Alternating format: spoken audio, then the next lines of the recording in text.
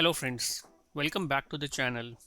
So recently I had given an interview for DishNetwork and it was regarding the data engineering interview, and luckily it got cleared as well. So today I will be discussing on the question they asked me, and I will be attaching the recorded interview session as well after discussion. So let's start with the question. So the first question was asked to me regarding explain the data pipeline in your project. Uh, I explained him about my the various data pipelines. Like we have various sources from where we are getting the data, and what is the end goal. So we are doing the BI reporting, analytics, and also like we are providing data to machine learning teams. So and data will be like coming to the raw region first, and from there like certain data quality checks will be applied, and data will be going through published layer, and from there like ETL jobs will be running, and again the data will be landing to the Snowflake layer, which becomes the consumption layer. This is a very high level overview. In parallel, like there are lot many things which runs along with the data pipeline, ranging from data governance, like where you are cataloging all the metadata information of each and every data set, creating lineage documents, and registering each and every data set into a central repository basically. And you need to closely work with the business, and you need to understand what kind of data they want for the analytics, and then we have to work with data modelers and data scientists. So many things runs in the parallel when we work on the data pipeline. So I explained all these things. So it may be differ in your case, but usually the overview will be quite similar. So in each and every organization, for any analytics work, they will be having various sources like any RDBMS, or they will be getting data from web services, API. They can get data from streams. They can get data from like clickstream logging data. They can get it. So on that, like various types of data pipeline can be built. An organization can have various types of data pipeline. Uh, in my organization, some of them are legacy, and from time to time, like we are also doing R&D basically to optimize it. As part of optimization, we will be mainly focusing on the cost and performance. So those things also goes in parallel. So you can explain this question in your own way. So I'm just giving you a basic idea like what we have to answer. So let's move to the next question. So how will you flatten JSON data in Snowflake? So flattening JSON data in Snowflake involves converting nested JSON structures into a tabular format that can be more easily analyzed using SQL.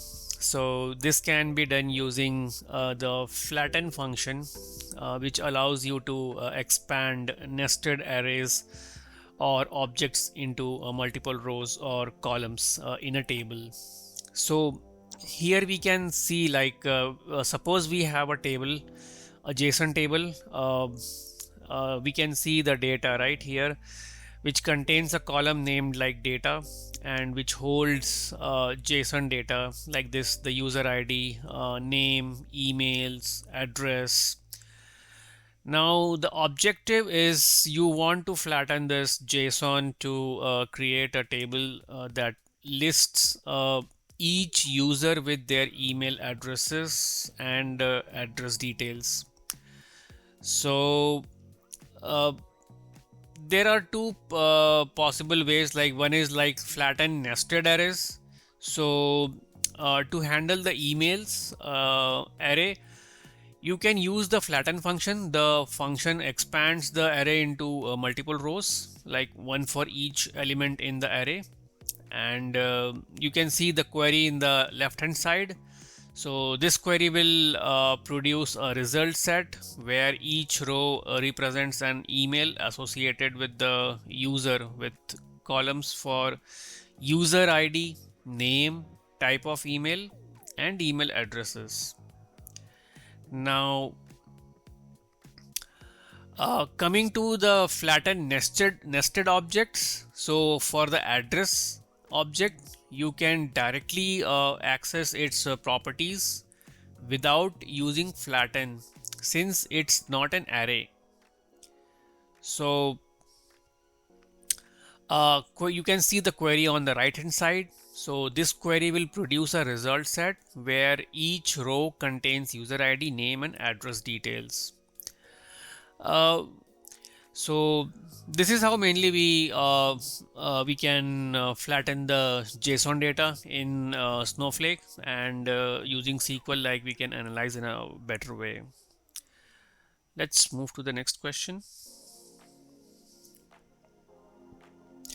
Okay, one more thing I forgot to tell. Regarding the flattening, there is a combined way as well, combined query. So if you want to combine like both types of flattening into one query to see like emails and addresses information together, so you can join these two results. So you can see the query in the right hand side.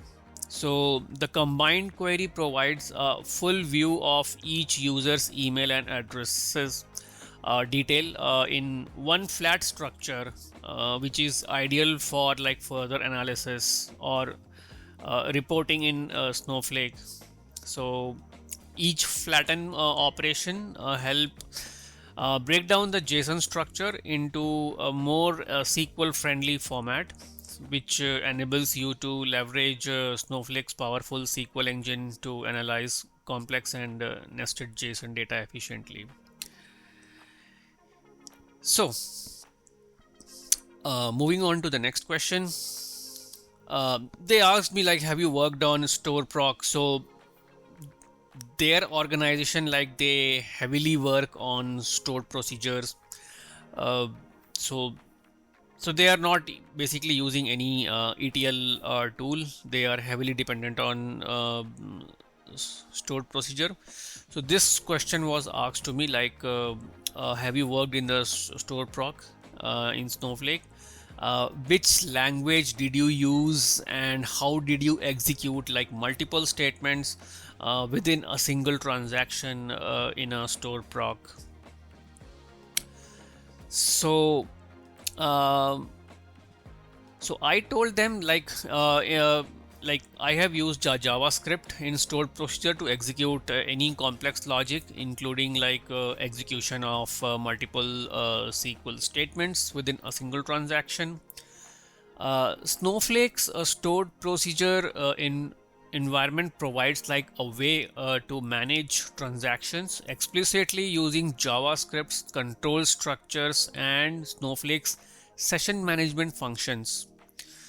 So the first step is to like define the stored procedure. So here like you will begin like defining a stored procedure by using a create procedure statement, and you can use JavaScript by specifying a language as a JavaScript, and then you have to start a transaction, like where you will be calling the execute method to run your SQL commands, and that will start from like the begin keyword.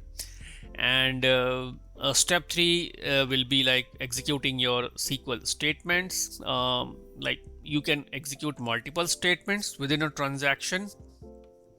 So handle the exceptions properly to like ensure the transaction can be rolled back like in case of errors. And the step 4 is like commit or roll back the transaction. So based on your outcome, whether it's a success or failure, you can commit the transaction or like you can roll back. So on the left hand side, you can see the example of creating and using a stored procedure in Snowflake. So this is a full-fledged example where we see how we are starting a transaction, how we are executing multiple SQL statements, and how we are checking the condition, like if all statements succeeded, we need to commit the transaction, like how we are doing the exception handling. So this is a very small example, but yeah, you can definitely understand like uh, how we are executing the multiple statement within a same transaction.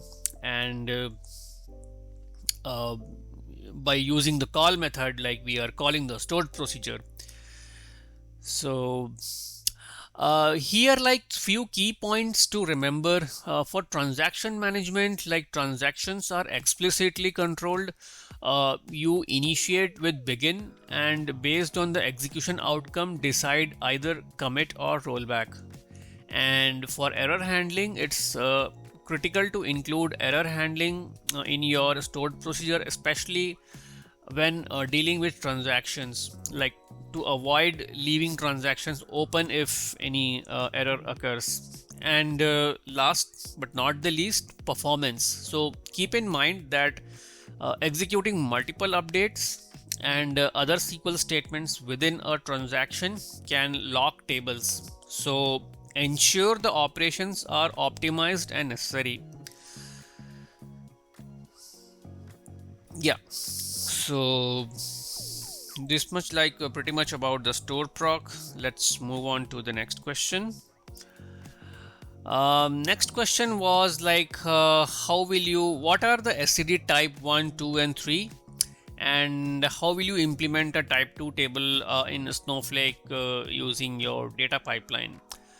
So SCD means slowly changing dimension. So there are various types. So he was mainly asking about the type 2. So implementing SCD2 table in Snowflake like involves basically tracking the historical data by inserting new records with new information, and maintaining the old records like with historical information. To effectively implement an SCD type 2 in Snowflake, you would typically use a combination of Snowflake's capabilities and data pipeline tools for or like process that can handle the data ingestion, transformation and loading. So yeah, so I will be discussing here like step-by-step guide to like setting up like an SCD type 2 table in Snowflake. So the first thing is like you have to define the data structure. So here first you need to design the table structure for your SCD type 2 dimension. So this includes a unique key to identify each record, version control columns such as a start date, end date, and is current to track the validity of each record. Uh, Additional columns that may change over time, necessitating a new record. So this is the step 1. Step 2 will be ingesting data. So we can use the Snowflake's data ingestion tools like Snowpipe or streams and tasks to continuously load data into a staging table. So this raw data will be a source for your SCD type 2 transformations. Okay, so you can see now step 3 comes, so where we will apply transformations for SCD type 2.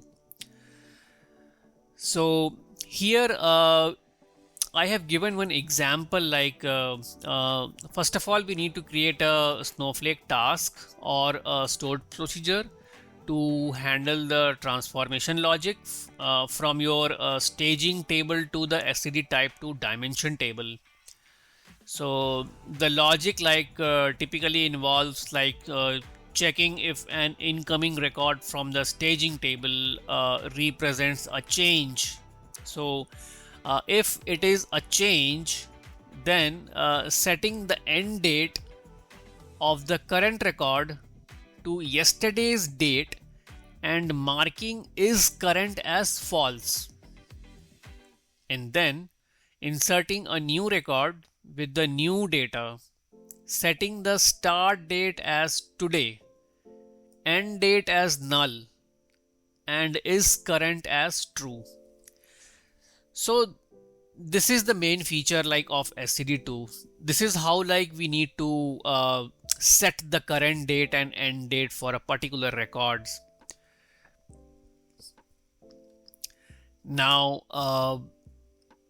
step 4 is scheduling the pipeline. So we can use Snowflake's tasks to schedule and automate the execution of the transformation stored procedure, and this can be set up to run a specific interval, hourly, daily, however we want based on your business requirement.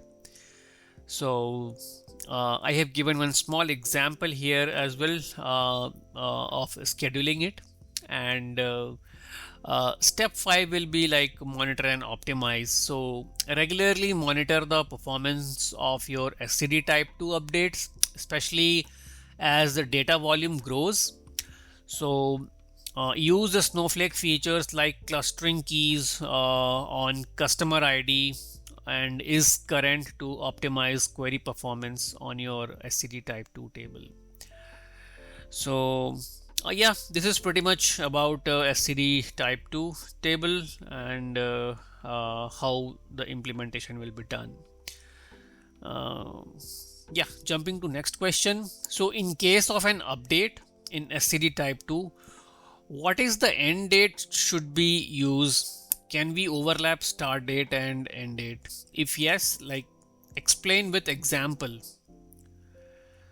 So basically in an SCD type 2 implementation, the handling of a start date and end date for updated records is critical actually, to ensure that the historical data is accurate and there are clear boundaries between the old and new versions of record. So typically end date is set to indicate the last date when the record was considered current, and a start date for the new record should represent the date when the new information became relevant. So setting end date and overlapping dates. So this was his main question. So what do we understand by non-overlapping? Basically this is the most common scenario where the end date of the old record is set to the day before the start date of the new record. So this approach means that there is no overlap. Each record is valid up to but not including the end date. So, and what overlapping means? In some cases, especially where transactions or data changes need to be reflected on the same day they occur, you might set the end date of the old record to the same as the start date of the new record.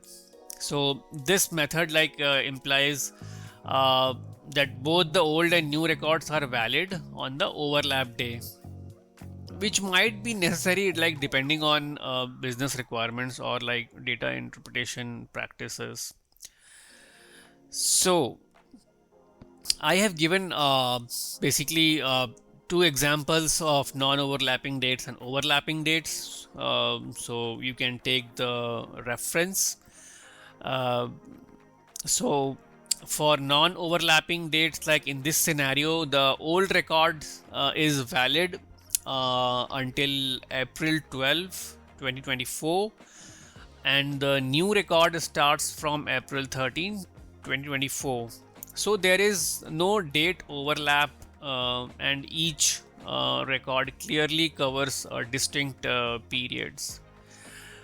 Coming to the overlapping date scenario, so which is on the right hand side.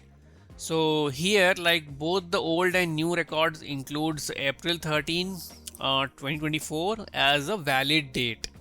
So this might be necessary if the business case requires that both the old and new information be considered relevant on the day of the change. For instance, if transactions might release to either version of the data on the changeover day. So uh, if we come to the considerations, right? So like when choosing like whether to overlap start date and end date, you need to consider the business requirement, and the data usage, like how does your business interpret like data validity and periods, how will you overlap and or non-overlapping dates impact reports and data analysis. So based on that, like you can make a decision, and using non-overlapping dates implies simplifies many analytical scenarios and is the standard approach, but overlapping like might be necessary in a certain context. So always like align these decisions with your with how your data will be used and what the data represents. Okay, going on to the next question. The next question was the SQL question. So I was given a source table. A source table has the column A.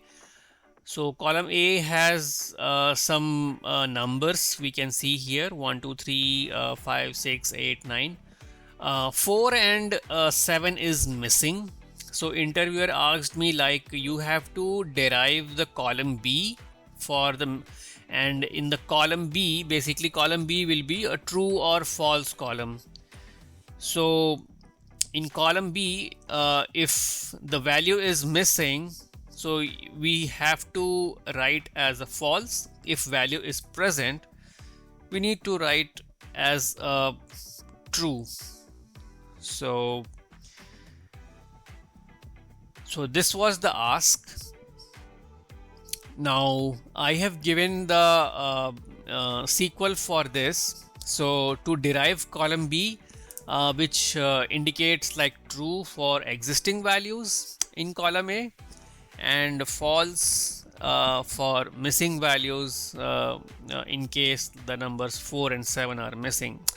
So we can use a CT function here or a subquery in the SQL to generate a sequence of numbers that covers the range of columns, and then doing the left join with sequence with the source table, and use a case statement to determine if the values are missing or not. So I assume that the source table this source table has a column A, and so in this query, basically the number sequence CTE, it generates a sequence of numbers from 1 to the maximum value in column A, and when we then perform a left join between a generated sequence and the source table based on the values in column A. The case statement is used to set column B to false if there is no corresponding value in column A, indicating a missing number, or we can set it as a true if value exists. The sequence for method here, it's the function is a placeholder, and should be replaced with the appropriate sequence generating function for your SQL environment. So if you are using a Snowflake, you would use the sequence 4 method or like seq8 method. So adjust the number sequence, generate logic as per your SQL environment capabilities. So yeah, this is pretty much about the SQL question. And the next question is, what is clustering keys in Snowflake? How you decide which column to make clustering keys, and how will you find the best suitable cluster key in your table? So clustering keys in Snowflake are a way to organize the data in a table to improve the performance of query operations that are often filtered or joined on the specific columns. So they are somewhat similar to indexes in traditional databases, but in Snowflake the data is clustered automatically based on the keys you define. So how clustering keys like work in Snowflake? So whenever we specify one or more columns, right, as a clustering key for a table in Snowflake, like the system tries to like co-locate the data with similar values in same micro partitions. So this can significantly improve query performance because it minimizes the number of micro partitions that need to be scanned for a given query. So basically reducing the disk IO and compute usage. So and how we are deciding on the clustering keys? So mainly like uh, four things are there. We need to focus on the four things. Based on that we will be deciding which column can be considered as a clustering key. So first is the query pattern. So like we need to see the most common filter or join conditions in our queries. uh, Columns, like frequently used columns in like where condition, in join condition, or group by condition. So we need to focus on those things. We have on number two we have cardinality. So columns like with high cardinality like can be a good candidate because they allow more efficient partitioning of the data. Third is the data skew. If a column has a skew data distribution, using it as a clustering key, like it may help in the distributing the data like more evenly, across micro partitions. And the fourth one is the query performance. So here we are evaluating the performance of our most like critical queries with the different clustering key options to see like um, in which condition it is running very fast. So I have given one example like how we have to add the clustering keys just by doing the alter table and alter table sales, cluster by, and the sale date. So yeah, so we can see here like there is a table called sales table. So consideration for clustering keys here would be sale date. If query often filter by sale date, clustering on this column can improve the performance on these queries. Customer ID and product ID. If you frequently join the sale table with the customers or product tables, so clustering on customer ID or product ID like might be beneficial. So this is how like we have to identify the keys basically for clustering in Snowflake. So moving on to the next question. How will you load the data in Snowflake in a continuous way? So loading data continuously into Snowflake can be efficiently achieved by using Snowpipe, which is a Snowflake's continuous data ingestion service, and streams and tasks for transforming and processing data after it's ingested. So on the left hand side, we can see we have basically a data pipeline architecture where we have data sources. First, identify the source of your data, which might include databases, application logs, or streaming sources. From there, the data is exported to a staging area. So data is first staged in cloud storage. It can be your AWS S3, Azure Blob Storage, or Google Cloud Storage. Often in raw file formats CSV, JSON, or Parquet. And then we can have Snowpipe setup. So set up the Snowpipe to automatically load data from staging area into Snowflake staging tables as soon as the new data files are detected. So, and after that we have Snowflake staging tables. So these are the transient tables used to hold raw data before it's processed and moved to the permanent tables. Streams and tasks. So we need to set up the Snowflake stream on staging tables to capture the insert, update, and delete operation.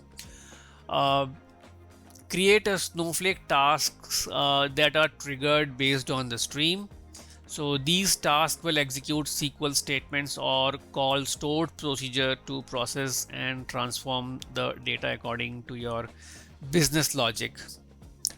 Now we have the facts and dimension tables. So once the data is transformed, it's loaded into appropriate dimension and fact tables in Snowflake for the analysis. Then we have our usual analytics and the BI tools. Business users query Snowflake data using their preferred analytics and the BI tools. So you can see the Snowpipe configuration, how we are creating a file format if it's not done, and how we are creating a stage, and then how we are creating a pipe for continuously loading the data. And also we can see on the right hand side how we are setting up the streams and task. So creating a stream and task is also super easy. You can take the reference from here. So yeah, this is pretty much about the continuous data loading in Snowflake. Moving on to the next question. What is dynamic data masking?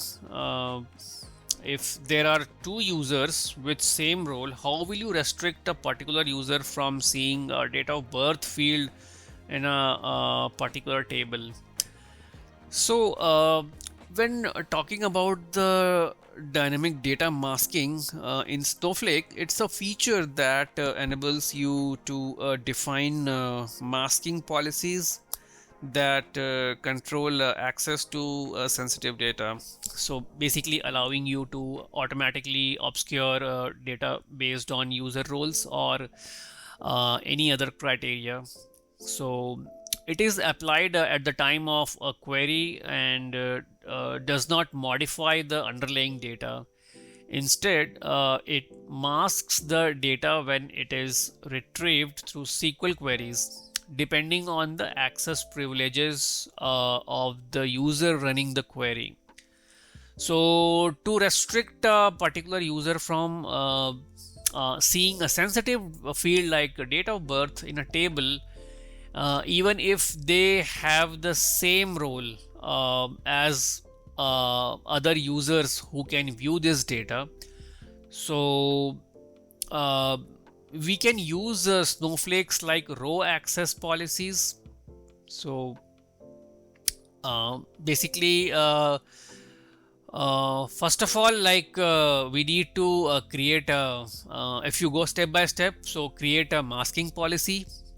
So here, like this policy specifies like how the data should be masked, and then apply the masking policy to the column. So you associate the policy with the specific column you want to mask, like date of birth.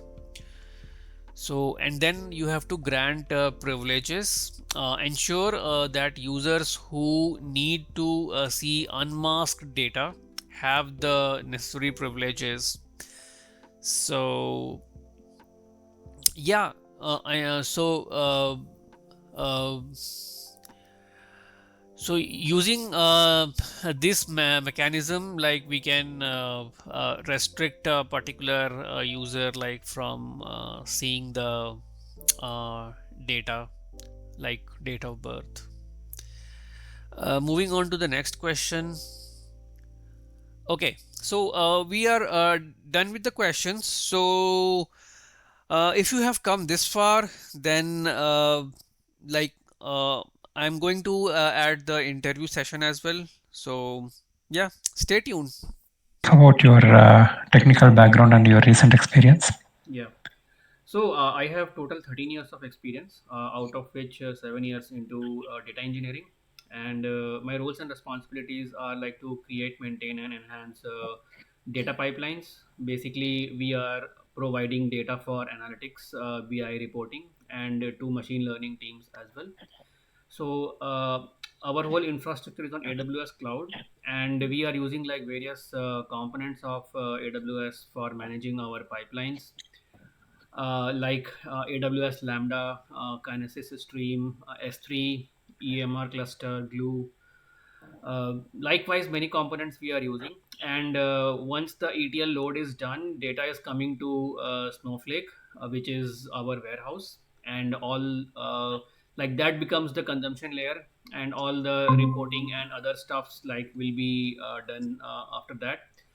So again, at Snowflake side, depends like based on the business requirement, there will be like star schema or like Snowflake schema, and there will be like fact tables surrounded by dimension tables. Those things will be there. So I closely work with a data scientist, data modeler, and data analysts, so that like we all should be on same page. And 20% of my time goes to production support. If any pipeline fails or if any data issue reported by business users, those things I will be resolving it.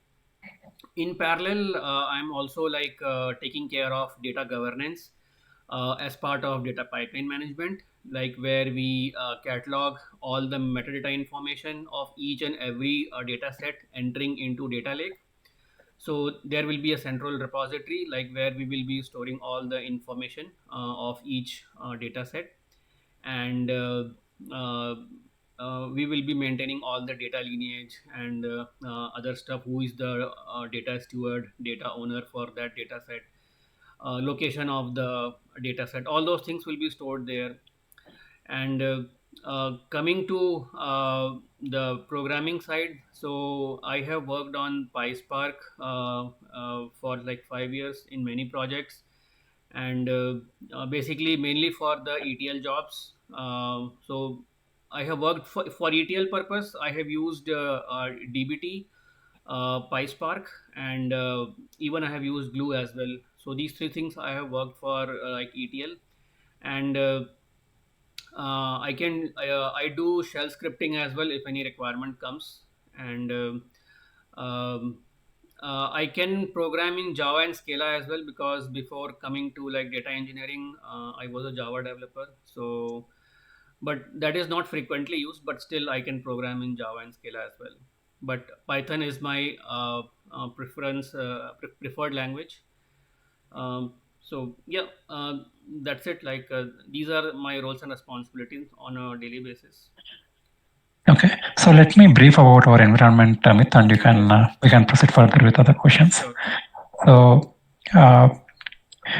we use Snowflake on AWS, and we have data pipelines built from different kinds of sources: NoSQL DB, relational databases, Kafka, SFTP, CSV file ingestion. Yeah. And we don't use an ETL tool. We write the stored procedures to load our data lake and data mart tables. And it's heavily SQL based, and we do use Python for our lambdas in AWS, lambda and batch processing. Mm-hmm. Okay, so can you brief what kind of data sources did you do Yeah. to build So your pipelines? right. So as I told, like we have various kinds of data sources ranging from relational databases. We have MySQL, Postgres, Oracle, DB as our data sources. In some cases, like we are having APIs, RESTful services, streaming APIs from where we are getting data. Even on premises, some file systems might be there, so that also becomes like our uh, data source. And we have like application logs, even like clickstream data. Those things are our data sources. And the data lake is on the S3 layer, so which is our landing zone. And we are using like various methods to bring the data from source to the landing zone. It may be sometimes it may be like written in using SDK, or we can use like data sync, AWS data sync. So, or we can also we do SFTP also for bringing the data to to the landing zone.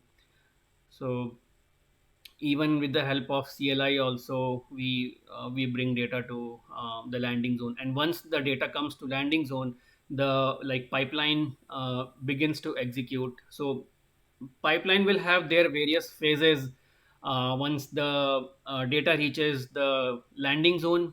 So uh, data quality checks will be like implemented, and if any enrichment is required, those things will be done.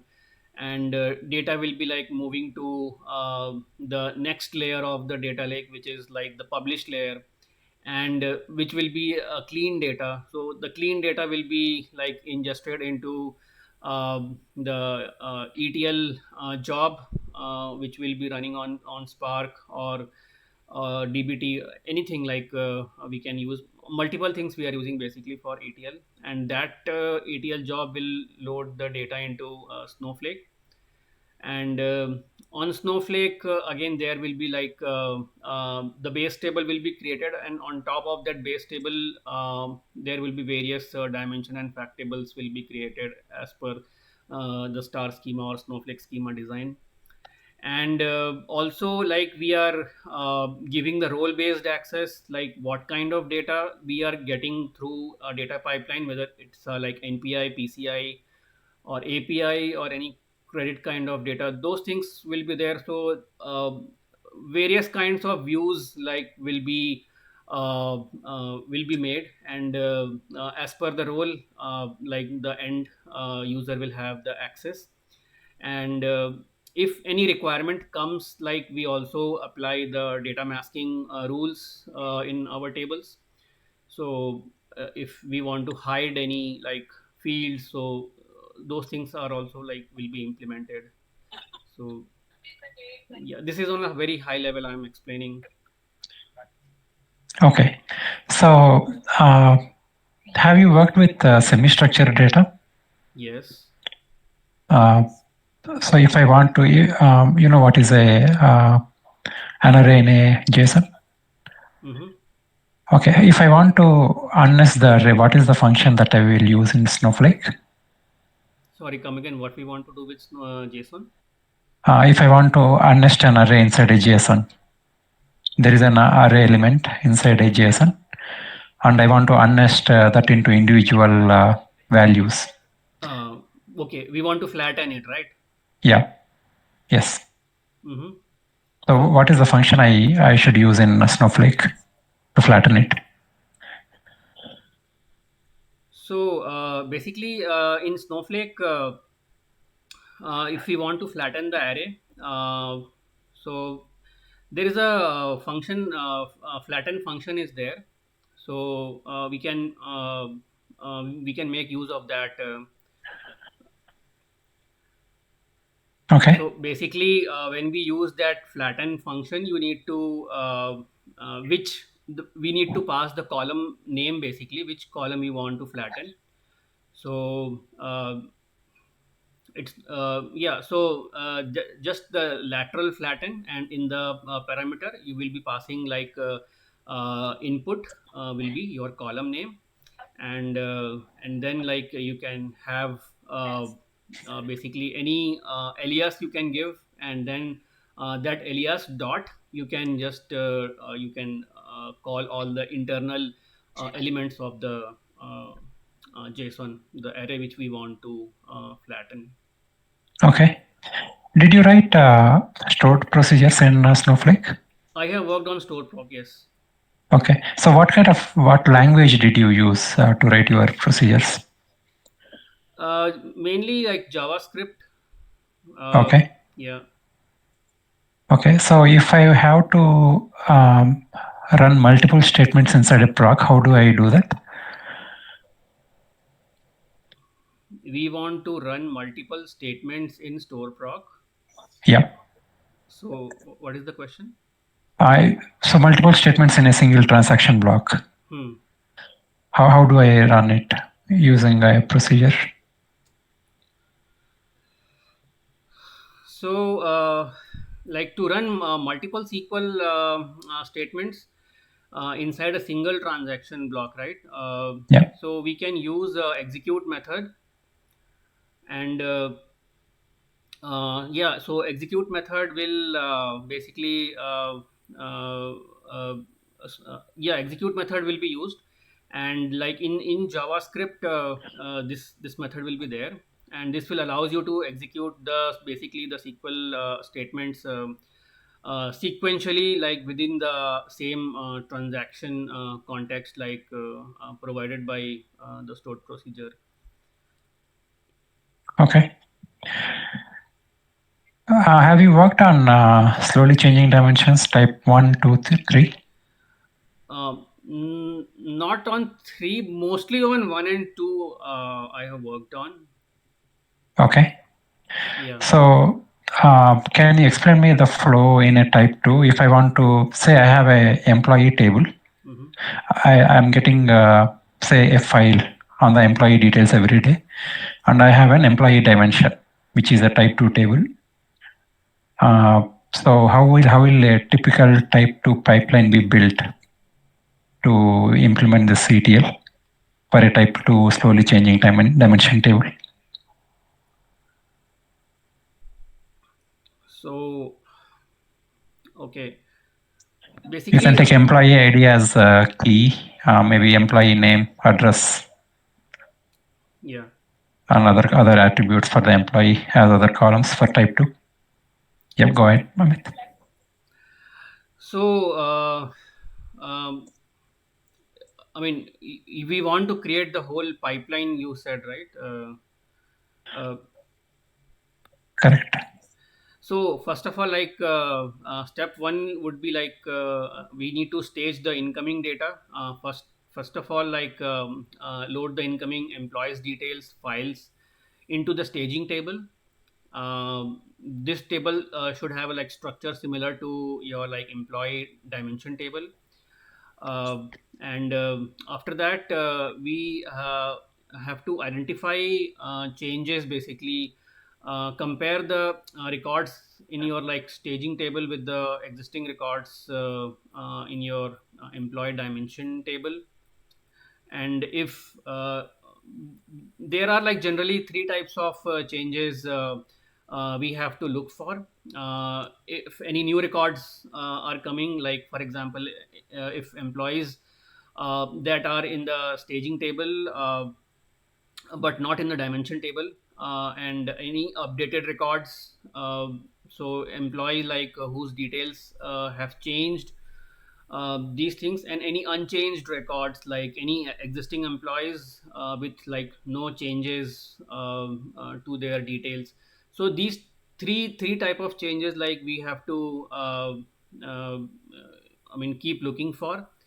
And uh, uh, like the step 3 will be processing new records, like we will be inserting new records directly into the employee dimension table, marking them as an active indicator, and like setting their effective date to the current date. Um and After that, like we have to process the updated records as well, like for each record that has changed. So we need to set the end date basically of the like current active record uh, uh, to the current date and mark it as an inactive. And then like we can insert a new record with the updated details and effective date of the current date.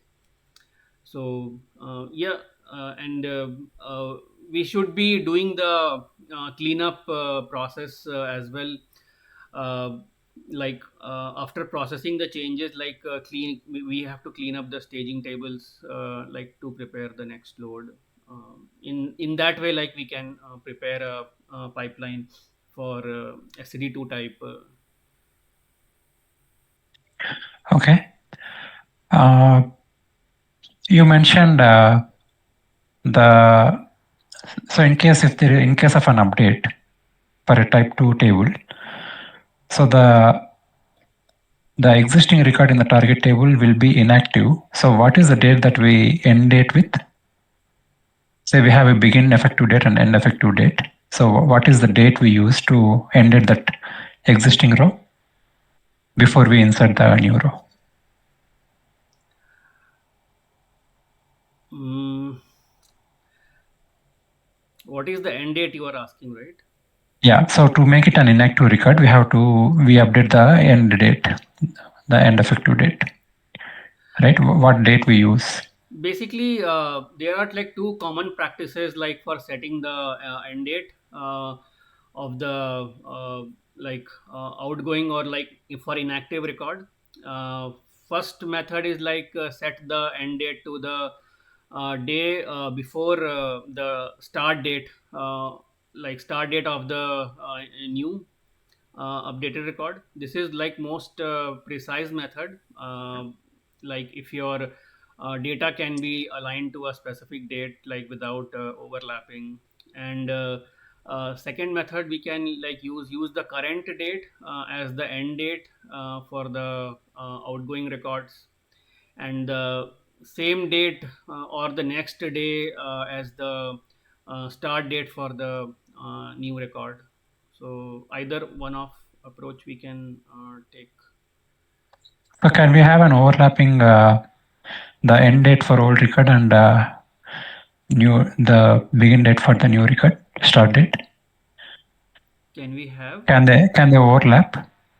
So the dates between the end date for the inactive record and the begin date for the active record, can they overlap those two values, those two columns? Can the values overlap for a specific key? mm, in type 2, right? Yeah.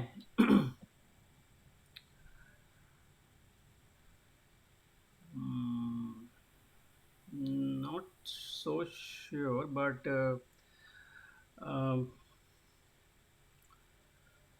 Okay, that's fine, Amit. I do I not think like they typically do not overlap because the idea like is to maintain a clear and non-overlapping like historical timeline for each record basically. So okay.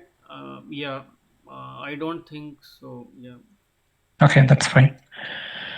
I am. So if you can open your Google the chart meeting chart, I put a question out there. Uh, so it's so I need to write a SQL for this scenario. So let me know once you're able to see it. I can explain Google chat. the scenario. The meeting chart. In your meeting window, there should be a chart. Yes. Tell me. Yeah, I can see that. Okay, so I have a column, I have a table with say column A, which has a list of numbers. Mm-hmm. Okay, so these need not be consecutive. There can be missing numbers in between. Say here in this example, I have 4 missing between 3 and 5 and 7 missing between 6 and 8. Okay. Can you repeat it once more? Yeah, so this, say I have a table with one column. Mm-hmm. Okay, the column name is column A and it has a list of numbers. Okay. And there are some missing numbers. These are need not be in a sequence. Okay, so there can be some missing numbers in between. So 4 is missing, 7 is missing, and so on. Yeah. Okay, so I need to derive a column, say column B, where whenever there is a missing number, the predecessor row should have false and other numbers should have a true. If there is a next immediate number available, it should have a true. If a number is missing, it should be false. If the successor number is missing, Mm-hmm. the current row will have a false. So how do I write a SQL to derive column B?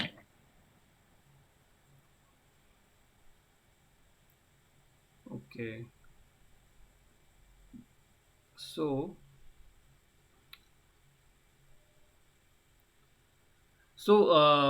basically, to derive like column B, like which indicates with the false, right? False if the successor number is missing in column A, and with the true. Otherwise, like you would be typically use a combination of lead or lag window function we can use here, and with a case statement we can achieve that. So you want me to give a try to write the SQL, or like Yeah, it can be like, it doesn't need to be perfect. Like I'm not looking for the right syntax or anything. Yeah. I think that so explanation what is, I'm thinking is yeah, so like select column A, and then we can have like case statement like when lead of like column A uh, over order by column A equal to column A, then true, else false, and then like end will be ending the case statement as column B. Uh, so in that way, like I am thinking to write the SQL for column B. okay. Yeah. Okay. Yeah, I'm good from my side. Mhm. Dheeraj or Prasad, you can proceed. Do you know what is clustering keys? Sorry, come again. Clustering keys in Snowflake. Yes. So basically, those are the keys. Basically, we used to increase the basically performance. So it refers like to the basically clustering in the Snowflake refers to the organization of like data like within a table based on one or more like any specified columns, like known as the clustering keys. So mainly like this feature is used to like optimize the performance of queries. It will like arrange the data like in such a way that reduces the amount of like scanning like when any query executes.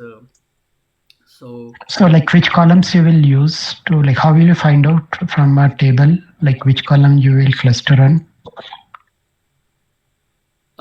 Usually, I have seen like date column or any like any primary keys like a customer ID, something like that, will be used as a clustering key.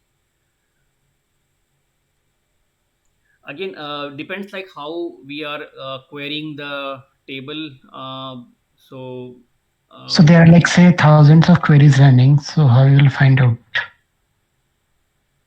so thousands of queries are running on a particular table, and Mhm. we want to find out the best suitable clustering keys. That is your ask.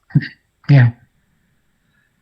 uh, And is there any defined this table will help in if you cluster it, or is there any rule like size of the data? uh, yeah, I mean, so to determine this, like we need to analyze the query patterns, like, and the like table access method to identify columns like that are frequently basically used in joins or in where condition or in like in group by clauses. So those things we have to analyze first. And also, like for finding the suitable clustering keys, we need to like review the basically query history, what are the patterns, and also like we need to uh, run the query profile. So yeah, like for some executed queries, like we have to inspect the like query profile uh, in the Snowflake. Okay. Yeah, So when you see the query profile, how do you know it is a bad query or it's a good query? by seeing What? the. Yeah, query file give you any indication whether it's a good query or a bad query? So in query profile, basically we are seeing the query execution pattern, and like the execution time. We can see the longer the execution time, it might indicate like that query is less efficient, or uh, we can find the like scan size. And like if query scan is like significantly more data than it returns, then it might not be the optimally using all the filters or joins. So those information like we will be getting from the profiling. How do you load the data into Snowflake in a continuous way? Um, so there are various ways. Usually, like we prefer Snowpipe, and using copy command. Also, we load the data like from S3 to Snowflake. So if we talk about in a pipeline fashion, so usually Snowpipe is the preferred method, and like which can continuously pull data from S3 as soon as any uh, file lands on like S3. So there will be a trigger, um, and that trigger which it can load the data to to Snowflake. And do you know what about dynamic data masking? Uh, da- Data masking, you are asking? Yeah, dynamic data masking in Snowflake. Yes, basically, dynamic data masking, it automatically masks, the data based on the like predefined basically policies. Whenever like when queried with by the unauthorized roles. So this is like particularly useful for like any like to hide the NPI or like PCI kind of data. Like it will ensure that the sensitive data is not like exposed. So So if I have to there are two users with the same role. If I have to restrict a particular column, like say his date of birth, like customer date of birth for a particular user when he's querying. First user is able to see the date of birth, second user is not able to see the date of birth. Like it shows as masked. So how do you achieve that? So both the users have same role, you are saying. Yeah.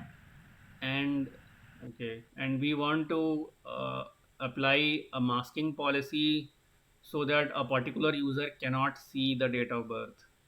Yeah. So so here we are, I mean, so the ask is like how we are going to create the masking policy for this requirement. Is that Yeah. okay? Role, they both have same role. uh, so what I am thinking is, so we have to like apply, we can have a case condition like in the masking policy, Mhm. like whenever like case when any current user uh, equal to, for example, like permitted user, so then we will display the value, else like uh, xxxx, we will be like we will displaying all values as x. So with the help of that case statement, we can like restrict a particular user. Mhm. Yeah. Okay. So like another scenario, like it's some facts and dimensions. Mm-hmm. So like a fact table like has the orders which customer has placed. And then the dimension is a customer dimension. So when I'm loading the first time all the records, historical records into the fact, how will I get the appropriate customer? So customer is a type 2 dimension. How will I get the appropriate customer dimension SK into the fact records when I do the historical data load for all the orders in the fact? So so when we are like loading any historical loads with historical records into a fact table, and like we have type 2 table, right? Mhm. So first of all, we have to ensure that the fact table references the correct like version of customer dimension. Mhm. Um Basically, we can identify business keys basically, so determine all the like natural or business key that are uniquely identifying a customer, for example, like with the email address or a customer number. So in both the fact data and in the customer dimension, we can use the business, we have to identify the business key, and Mhm. effective and expiry dates basically, since it's a type 2. So our type 2 like customer dimension always should have an effective and expiry date. um, Mhm. or and we have to like join on like business key and date, like when loading the data, when loading the historical records basically, so into a fact table, so join the fact data with the customer dimension based on this business keys, and any like transaction or order rate date. So that the join condition basically ensure that the transaction order, with the effective date and expiry date of the customer like dimension records are like proper. So uh, Now, what is a query? Like, uh, how will you get the SK from the dimension? query as in like the insert query, you are saying, we No, are no. going basically inserting. Fetching. Fetching the dimension SK from the customer dimension for historical records. That we For want to historical insert into orders. fact table, right? Yeah. So we can have uh, uh, for example, select order ID, customer amount, like from our historical order data, and we can join to the customer dimension table on any like business key, the customer business key, we can join on that. And and in the AND condition we can give the, like, if we have the order date should be between like effective date, and uh, we can have the expiry date, basically we can have a coalesce of expiry date and current date. So in between effective date and coalesce of expiry date and current date. Okay. So in that way, like, we can insert into our fact orders table. And say you have a data source which is like a relational database like MySQL. So I wanted to ingest data in near real time, like as soon as new changes are happening in the source database, MySQL database, uh, for specific tables, we want to ingest into Snowflake. So do you know like how we can write this kind of replication data pipelines? So we have a MySQL table, and any new operation, any basically, are you talking about all the DML operation is happening on the MySQL table? So Yeah. accordingly we need to capture those changes, right? And the data should flow into our Snowflake table. So for that we need a pipeline. uh, yeah, I mean, we can, first of all we have to apply this CDC, basically change data capture, on our MySQL database. So and using that we can easily achieve this the pipeline which we want to create. Uh, yeah, so the CDC has to be like implemented on MySQL. And How will you know the changes? so there are like CDC tools. Basically, we have to, first of all, in MySQL, there is a thing called like binary logging, actually. So we have to enable that, and once you like enable that, it will capture all the, and we have to select any CDC tool. So like that can read the binary logs, so and um, which can convert them into like format, for suitable format, and ingested by Snowflake. So um, yeah, in that way we can do. Okay. Okay, I'm good from my side. Yeah, Amit, do you have any questions to us? Yeah, so about the like project, it is like pure analytics, or like the type of project I wanted to understand.